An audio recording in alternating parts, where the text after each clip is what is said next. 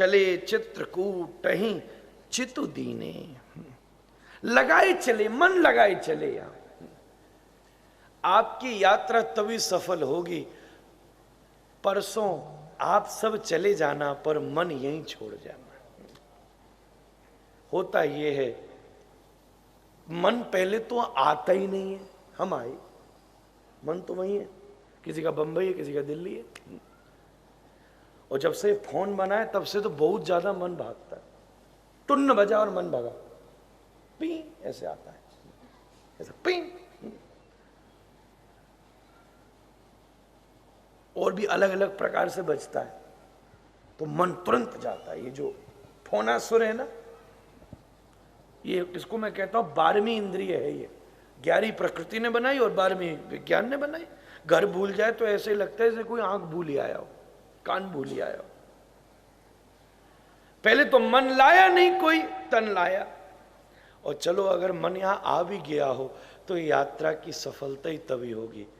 चितु दीने, आप वापस लुधियाना, अमृतसर, दिल्ली, बंबई चले जाना, पर अगर आपका मन यहां टिका रहा तो चित्रकूट की यात्रा सफल हो जाएगी। चित्त से ही चित्रकूट पहुंचा जा सकता है, यही दूसरा सूत्र है। चित्र ही चित्रकूट है, ये तो पहले दिन कह ही जा चुका था। चित्त से ही, चित्त का ही मार्ग चित्रकूट ले जाता है, पूर्ण चित्तता से।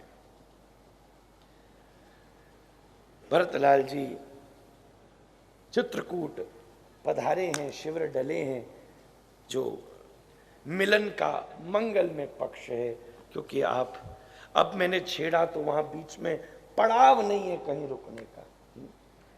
और आप सब आधे वैसे सुस्त हो, कुछ तो सुस्ता भी रहे हो।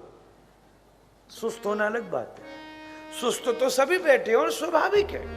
क्योंकि भाई इतनी लंबी यात्रा करके आए, सुबह सुबह 6-7 बजे गए और बिल्कुल 6 बजे ही आए, और आते ही मैंने तुरंत यहां बैठा दिया। तो सुस्त होना तो स्वाभाविक है, सुस्त तक भी मैं निभा देता। पर सुस्त में जब एक ये होता है ना,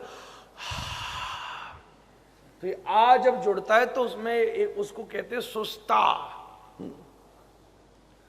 तो जब वो सुस्ताना हो जाता है तब कथा को रुकना पड़ता है। और समय भी बहुत हो गया, इसलिए विषय को मैं आगे कल आपके बीच प्रस्तुत करूंगा।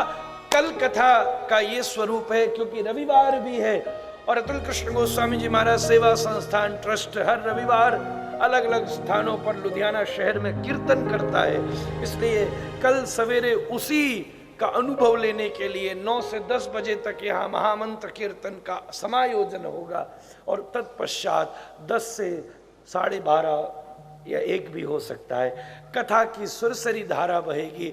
कल कथा का समय सांझ की जगह सवेरे रखा गया है, जिससे खुला भी समय मिलेगा। थोड़ा ज्यादा भी बह गए, भरत मिलाप है, तो किसी को इस समय 10 से 11 हो तो समस्या होती है।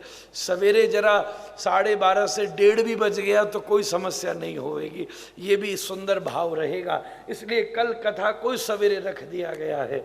उसके बाद भोजन होगा, सांझ के समय आपको बता दिया जाएगा।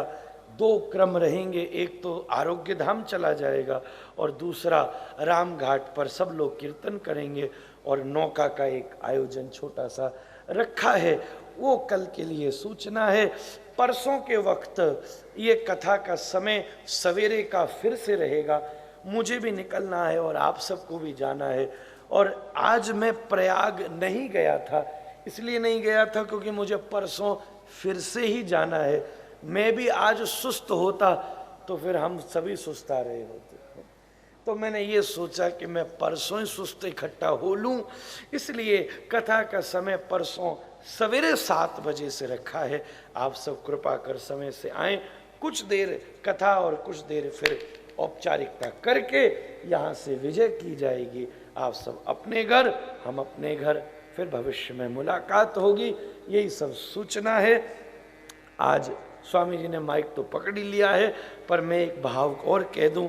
महाजन जी को मैंने आज कहा था जब हम मिले थे कि आज ये आएं, और क्योंकि आप वहाँ जाने वाले हैं कल आरोग्य धाम, तो उस संस्था के द्वारा, नाना जी के द्वारा जो पिता जैसे इतने काम किए जा रहे हैं, नाम चाहे उनका नाना हो पर काम पिता जैसे ही हैं।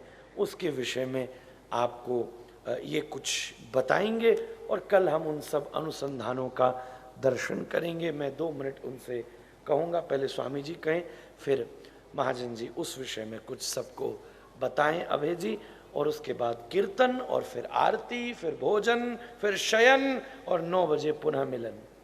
राधा रमण लाल की जय, राधा रमण लाल की जय, श्री चित्रकूट धाम की जय, श्री हनुमान जी महाराज की जय। परम आराध्य भगवान श्री राधा रमन जी के अहत की कृपा से श्री चित्रकूट धाम में हमको पूज्य महाराज श्री के कारविंद से मर्यादा पुरुषोत्तम भगवान श्री राम के पावन जीवन चरित्र और विशेष रूप से चित्रकूट महिमा श्रवण करने का सौभाग्य प्राप्त हो रहा है। आज भगवान श्री राम के लाडले भक्तों के अति प्रिय, सदा उनका हित करने वाले श्री हनुमंतलाल महाराज जी की पावन जयंती का पावन उत्सव हम सब ने जहाँ मनाया है। आज मैं भी एक कथा में चमत्कार देखा महाराज जी। आज ना तो लाइट गई है और ना हमारा श्रोता ही को उठ करके गया है, मैं भी देखता रहा। कल मैं भी उठ गया था बीच में, पर आज कारण क्या है कि सामने लड्डू थे, सबका ही ध्यान इनकी तरफ था, इसलिए आगे से भी ध्यान रखेंगे। जहाँ भी कथा हो तो लड्डुओं का ऐसे ही एक दिव्य दर्शन सामने लगा देना चाहिए। लड्डू ने पितामह ब्रह्मा के पास जाकर के शिकायत की।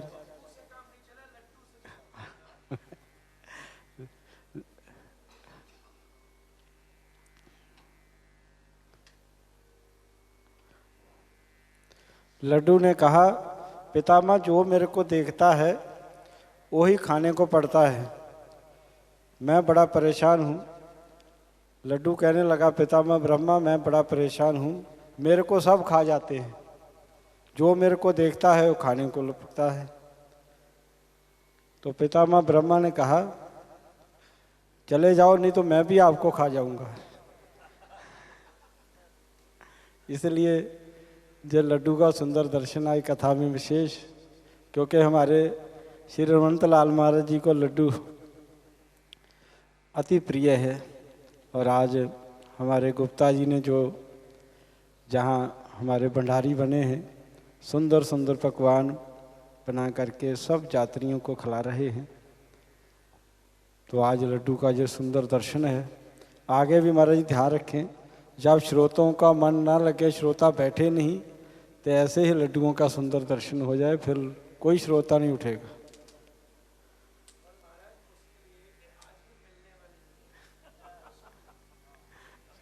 चलो, जीवे आशा मरे निराशा, आस तो होनी चाहिए, आस से ही जीवन चलता है। आस तो बन गई है कि लड्डू आखिर मिलेंगे तो सही हमको।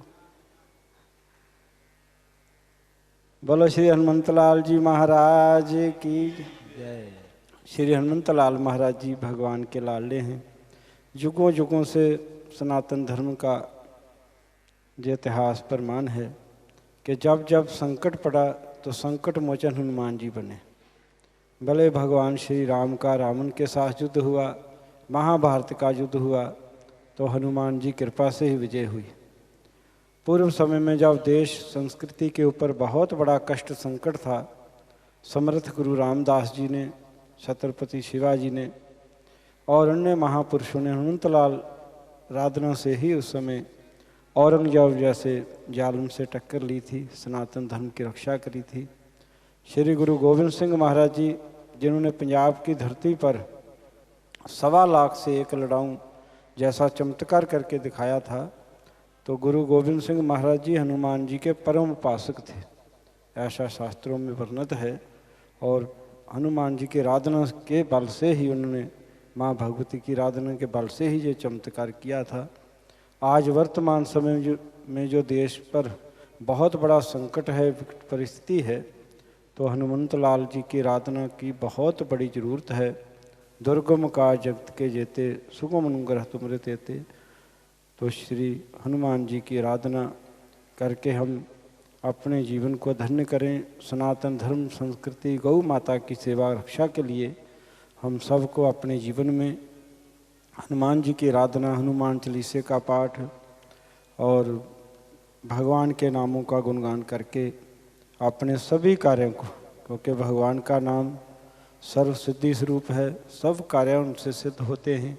और हनुमंत लाल महाराज जी भक्तों की गाड़ी को धक्का लगाते हैं।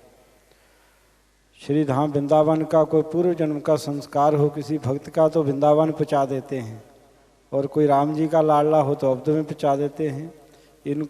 ये तो शंकर हैं, शंकर सुमन केसरी नंदन और भगवान के अति प्रिय हैं। तो भक्तों का भगवान से प्रेम बड़े, यही हनुमान जी का कार्य है। वृंदावन में ज्ञान गुदरी में ही एक संत बाबा कैलदास जी जो टटिया स्थान में रहते थे, पंजाब का उनका शरीर था, अब तो नित्य लीला में प्रविष्ट हो गए हैं। कई साल पहले हम उनके दर्शन किए थे। वृद्ध संत थे और रस सिद्ध संत थे। हमने उनके जीवन का कुछ अनुभव उनसे पूछा तो उन्होंने कहा कि मैं अपने घर से पंजाब के जीरा कस्बा के रहने वाले थे, तो मैं बद्री केदारनाथ में गया।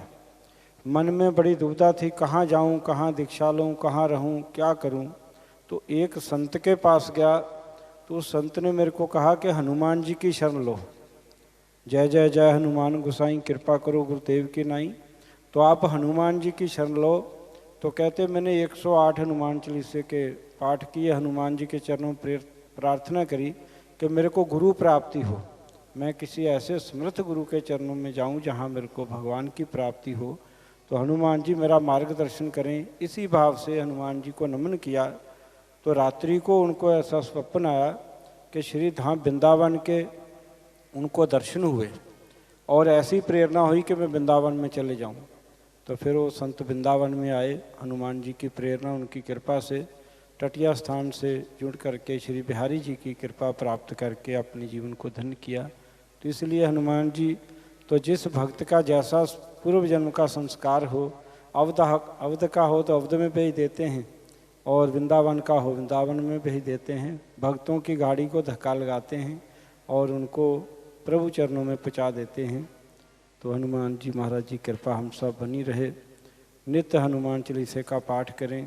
मिशन ने भी पिछले समय 108 करोड़ हनुमान चालीसे के पाठ का अनुष्ठान गौ माता की सेवा रक्षार्थ शुरू किया था और ऐसा अनुमान है कि हजारों भक्तों को हमने हृदय से प्रेरणा दी, प्रार्थना करी और 11-11 हनुमान चालीसे के पाठ हजारों ही लोग कर रहे हैं और साथ में हनुमान चालीसे के साथ भगवान नाम गुणगान। तो इससे हम सारे कार्य सिद्ध होंगे, भगवान की कृपा हमारे पर बनेगी, गौ माता की सेवा रक्षा होगी, देश समृद्ध होगा, भारत विश्व गुरु बनेगा, सोने की चिड़िया का देश बनेगा। ऐसा हम सब हनुमंत लाल महाराज जी के चरण में प्रार्थना करते हैं। और इसके साथ साथ मन में भाव था पूज्य महाराज श्री का जहाँ कथा में कि जहाँ बड़ी धूमधाम से श्री राम भगवान की बारात निकाली जाएगी। तो मैंने कहा महाराज जी, बब्बू को भी कहा और मैंने कहा कि जहाँ तो हमारे प्रभु वनवास में आए थे तो बारात तो जहाँ तो अवध में और या फिर जनकपुर में वहाँ ही निकाली जाएगी। तो आगे आने वाले समय में जब श्री राधा रमन जी की इच्छा होगी और जब वो ऐसी कृपा करके अपने भक्तों को, बब्बू जी को और जितना महाराज जी का परिकर है उनको प्रेरणा देंगे, शक्ति देंगे, तो आगे जनकपुर में भी, क्योंकि माँ के घर से बड़ा प्यार होता है, नान के घर की बड़ी शोभा होती है। और कोई भी बच्चा हो, हम महीनों अपने नान के रहते थे, सबको नान के जाने की बड़ी इच्छा होती है। तो अपनी माँ का घर, जानकी का घर देखने के लिए जनकपुरी की कथा भी आगे जब राधा रमन जी कृपा करेंगे और अवध में भी ऐसा ही दिव्य प्रोग्राम और वहाँ फिर खूब धूमधाम से राम बारात हो और सुंदर सुंदर उत्सव हो। तो इतना ही कहते हुए मन में भाव रखते हैं, ठाकुर जी कृपा करेंगे। तो मैं पूज्य हमारे बहुत ही प्यारे इस चित्रकूट की शोभा श्री महाजन जी अपने हृदय के भाव रखेंगे। बोलो चित्रकूट धाम की, श्री विराटानंद महाराज की। चित्रकूट की पावन धरती, संत समाज, सभी भगवत प्रेमी माताओं बहनों, कुछ कहना नहीं है। कल प्रत्यक्ष दर्शन की अनुमति दी है, तो संख्या ज़्यादा रहेगी तो 2 या 3 ग्रुप में, यहाँ से वाहनों से ही जाएंगे, तो आधे लोग इस तरफ से शुरू करेंगे शुरुआत से और आधे लोग अंत से। 4 से 5 का समय तय हुआ है राजेश जी, अनिल जी, तो वो थोड़ा 2 ग्रुप में एक साथ जाएंगे तो ठीक से देखेंगे समझेंगे। नाना जी भी भगवत प्रेमी और चित्रकूट से बहुत जुड़ाव, 75 वर्ष की आयु में चित्रकूट आए, लगभग 90 के समय में, और जो सारी यहाँ की सृष्टि है वो उन्होंने फिर 94 वर्ष की आयु तक की है। चित्रकूट का काम तो देखने लायक है, लेकिन चित्रकूट का जो 50 किलोमीटर की परिधि का आसपास के गांव में विकास का काम हुआ है। अभी अगर समय मिलेगा तो ठीक है, नहीं तो अलग से जब कभी आप आएंगे तो हमें सेवा का अवसर देंगे तो वो काम देख सकते हैं। और सारा काम अनुकरणीय है। नाना जी सभी से निवेदन करते थे कि परिवार सहित आएँ, काम देखें, और हर काम हर व्यक्ति कर सकता है, इस प्रकार का काम है। और हम सब लोग जब इस प्रकार का संकल्प लेंगे तभी समाज में परिवर्तन हो सकता है। बस इतना ही निवेदन करना है। और माने कल आप लोग देखेंगे और आपके बहुमूल्य सुझाव हम लोगों के लिए होंगे, तो उस दृष्टि से हम लोग भी उसमें कुछ परिवर्तन करेंगे। भारत माता की जय। जय श्री राम। जैसे कि पहले भी आप सबको व्यास गद्दी से महाराज जी ने ज्ञात करवाया कि कल जो कथा का समय है वो बदल दिया गया है। पहले 8:30 बजे से लेकर 10 बजे तक महामंत्र संकीर्तन होगा, जो कि श्री अतुल कृष्ण गोस्वामी जी महाराज सेवा संस्थान की ओर से प्रत्येक रविवार महामंत्र संकीर्तन चलता है। उसी धारा में यहाँ भी महाराज की अध्यक्षता में महामंत्र संकीर्तन सुबह 8:30 बजे से लेकर 10 बजे तक चलेगा। उसके उपरांत जो अरोग्या धाम के लिए हम सब लोग प्रस्थान करेंगे, जिसका समय है 4 बजे से लेकर 5 बजे तक। और 4 बजे से लेकर 5 बजे तक अरोग्या धाम हम जाएंगे। शाम को 5 बजे राम घाट पहुँच जाएंगे। सभी 3 व्हीलर यहाँ पर उपलब्ध हो जाएंगे आप सबको। तो यहाँ से हम राम घाट, वहाँ पर नौका विहार दर्शन करेंगे और श्री राम जी के दर्शन करेंगे, शंकर जी के दर्शन करेंगे। उसके उपरांत महाराज जी से मिलन महोत्सव रखा गया है 7 बजे से लेकर 8 बजे तक इसी स्थान पर। तो मेरी सबसे करबद्ध प्रार्थना है, आप जब वहाँ से राम घाट से आएंगे तो सभी के सभी लोग इसी स्थान पर एकत्र हो जाएंगे। महाराज जी हमारे बीच में विराजमान होंगे। जिसकी भी कोई जिज्ञासा हो, महाराज जी श्री से अपनी जिज्ञासा रख सकता है। तो महाराज जी यहीं पर 7 बजे से लेकर 8 बजे तक यहीं पर होंगे। तो मेरी सबसे करबद्ध प्रार्थना है, कृपया समय का ध्यान जरूर दें आप सब। सुबह 8:30 बजे से लेकर, सुभाष जी की बात को स्पष्ट कह दूं, वो इतना बड़ा ऐसा नहीं है कोई मिलन महामहोत्सव ऐसा तो इसलिए मैंने बीच में दखल दिया।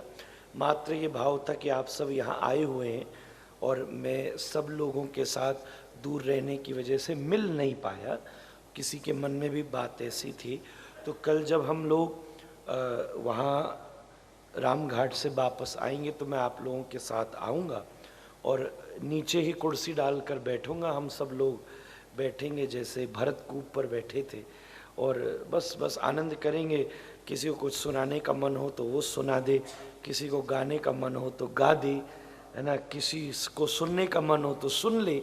और किसी की कोई ऐसी कथा से जुड़ी कोई जिज्ञासा या कोई मौज की कोई जिज्ञासा हो तो 1 घंटा मौज मस्ती मारेंगे। और किसी को कुछ भी नहीं सूझा तो एक दूसरे की शक्ल ही देख लेंगे और फिर उसके बाद हम वापस लौट लेंगे। तो ये है कोई मिलन महोत्सव नहीं, ऐसे ही बस वो मिलनी है जैसे शादी में होती है, जैसे ब्याह से पहले मिलनी होती है।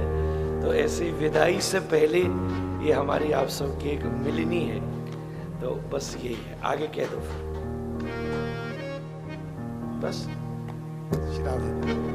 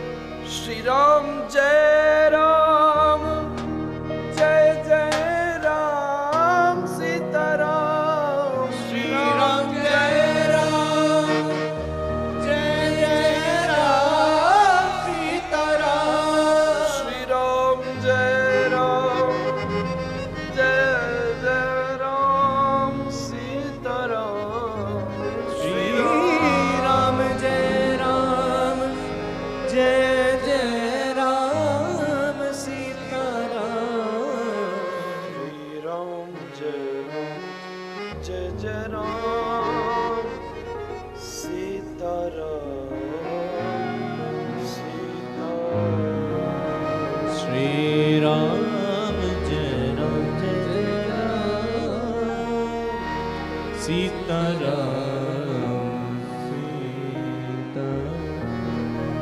से कहिए श्री राधा रमण लाल की जय। श्री हनुमंत लाल जी महाराज की जय। श्री राजा रामचंद्र भगवान की जय। चित्रकूट धाम की जय। संत भगवान की जय। गौ माता की जय जय जय जय श्री राधे निदाई गौर हरि। आज आपके खाने का खूब अद्भुत इंतजाम है। हनुमान जी का प्रसाद है। लड्डुओं को देखिए, खाइए मत, परसों खिलाएंगे। आज तो आपके लिए हलवा और चना की व्यवस्था प्रवीण गुप्ता जी ने की है। जम के हलवा खाना और चने चबाना और इनको याद करना। परसों भी शायद मिलेंगे और अगर ऐसे ही बैठे रहे तो बाबा फिर कल सजा देना। जाइए, कल फिर मिलेंगे।